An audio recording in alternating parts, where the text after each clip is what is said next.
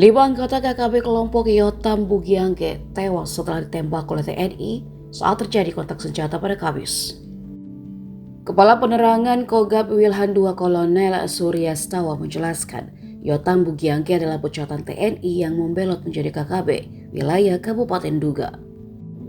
Dikutip dari Kompas TV, baku tembak yang terjadi antara TNI dan KKB itu berawal ketika aparat sedang melaksanakan patroli lingkungan pos di Kabupaten Yahukimo pada Rabu. Sekitar pukul 12 siang, sejumlah anggota TNI yang melakukan pengamatan mendapati adanya pergerakan beberapa orang. Beberapa orang itu disebut membawa senjata laras panjang melintas di Sungai Braza. Sebagian lagi ada yang keluar masuk gubuk di pinggiran sungai. Selanjutnya pada pukul 13, aparat gabungan melanjutkan pengintaian lebih detail. Kemudian diputuskan untuk melaksanakan patroli.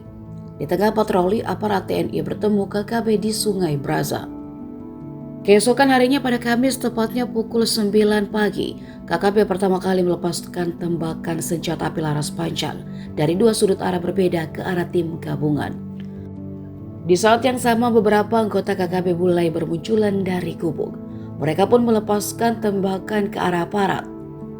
Karena ditembaki, Komandan Satgas Gabungan memerintahkan anggota TNI untuk membalas tembakan. Akibat baku tembak itu awalnya terlihat 4 orang KKB meninggal di tempat. Sementara yang lainnya berhamburan menyelamatkan diri sambil membawa kabur senjata rekannya yang sudah tewas. Selang beberapa saat kontak tembak berhenti sehingga aparat melanjutkan penyisiran di mana terdapat 1 orang KKB lagi yang ditemukan tewas.